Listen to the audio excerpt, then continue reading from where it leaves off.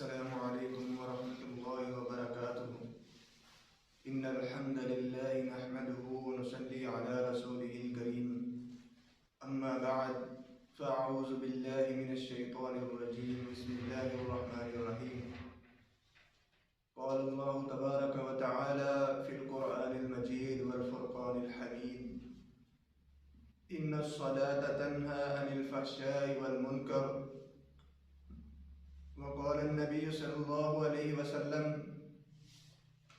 من ترك الصلاة من أقام الصلاة أقام الدين ومن تركها هدم الدين أو كما قال النبي صلى الله عليه وسلم۔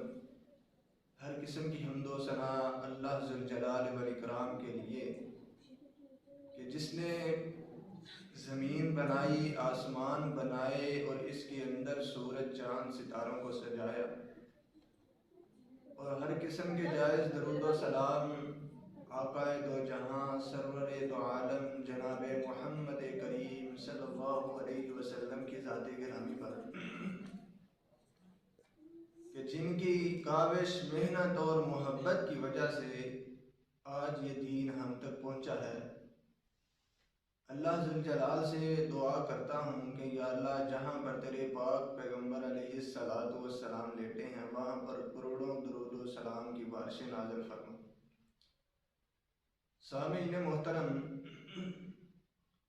آج کا میرا موضوع ہے نماز قائم کرنا، نماز کے فوائد و ثمرات۔ سامعین محترم، نماز قائم کرنا ہر انسان کے لیے واجب ہے، فرض ہے۔ جو بندہ نماز نہیں پڑھتا اس بندے کا دین اسلام کے ساتھ کوئی تعلق نہیں۔ اللہ ذوالجلال نے اپنے قرآن مجید میں ارشاد فرمایا، 21واں سپارہ شروع میں ہی پہلی آیت ہے، فرمایا ان الصلاۃ تنہی عن الفحشاء والمنکر، کہ بے شک نماز بے حیائی، برے کاموں سے روکتی ہے۔ اگر کوئی بندہ نماز بھی پڑھتا ہے، بے حیائی کے کام بھی کرتا ہے، برے کام بھی کرتا ہے، گالیاں بھی نکالتا ہے، فاحشات کرتا ہے، بے حیائی کے کام کرتا ہے اور ساتھ نمازیں بھی پڑھتا ہے، تو اس کو یہ بات جان لینی چاہیے کہ اس کی نماز کے اندر کوئی نہ کوئی خرابی ہے، اس کی نماز کے اندر کوئی نہ کوئی خلل ہے، جس کی وجہ سے اس کی نماز اس کو بے حیائی اور برے کاموں سے نہیں روکتی۔ جس طرح کہ نبی کریم صلی اللہ علیہ وسلم کی حدیث میں آتا ہے، آپ صلی اللہ علیہ وسلم ایک مرتبہ مسجد نبوی کے اندر تشریف فرما تھے۔ ایک آنے والا آیا، آ کر جلدی سے وضو کیا، وضو کرنے کے بعد جلدی نماز پڑھ کے آقا علیہ السلام کی خدمت میں حاضر ہوا، سلام پیش کیا اور آ کر بیٹھ گیا نماز پڑھنے کے بعد آقا علیہ السلام کی خدمت میں۔ آپ نے فرمایا قم فصلی فإنک لم تصلی، کہ جاؤ بھائی جا کر نماز پڑھو، تمہاری نماز نہیں ہوئی۔ ارجع فصلی فإنک لم تصلی، جاؤ بھائی جا کر نماز پڑھو، تمہاری نماز نہیں ہوئی۔ ماننے والوں کے بھی کیا کہنے، اس نے یہ نہیں کہا اللہ کے رسول میں ابھی آپ کے سامنے پڑھ کر آیا ہوں، اس نے حکم کی تعبیر کرتے ہوئے فوراً جا کے دوبارہ وضو کیا، نماز پڑھ کے پھر آیا، آ کر سلام پیش کی، پھر بیٹھ گیا۔ آپ نے فرمایا ارجع فصلی فإنک لم تصلی، جاؤ بھائی جا کر نماز پڑھو، تم نے نماز نہیں پڑھی۔ وہ پھر چلا گیا، تیسری مرتبہ نماز پڑھ کے آیا، جلدی سے نماز پڑھ کے اللہ کے رسول صلی اللہ علیہ وسلم کی خدمت میں حاضر ہوا۔ آپ نے پھر فرمایا ارجع فصلی فإنک لم تصلی، کہ جاؤ بھائی جا کر نماز پڑھو، تمہاری نماز نہیں ہوئی۔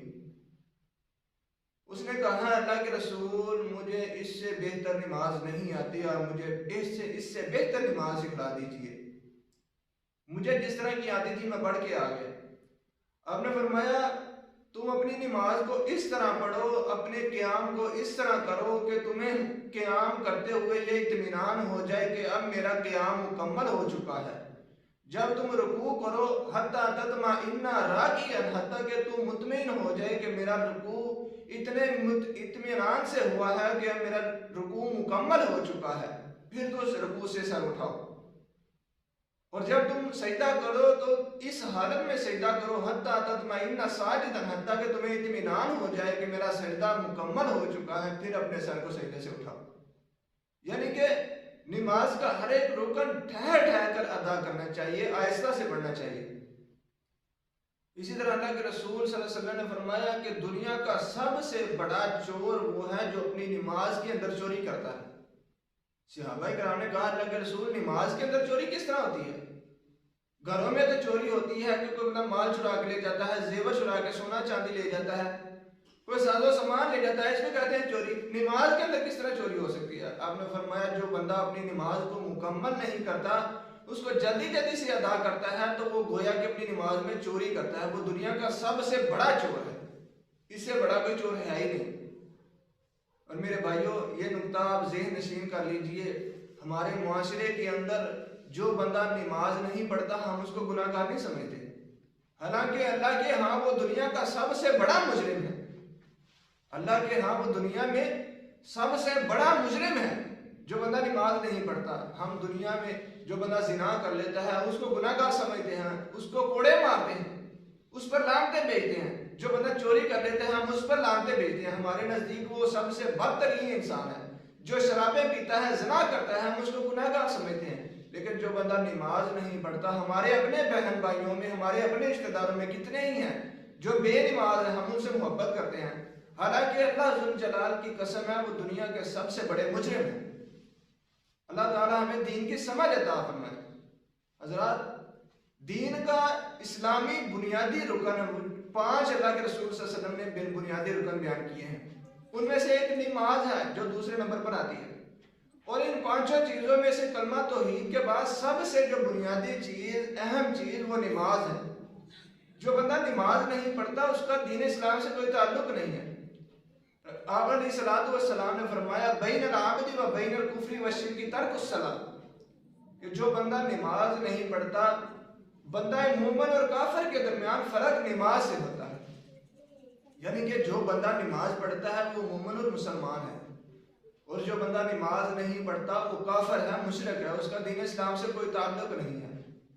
نماز کے بہت زیادہ فوائد بھی ہیں۔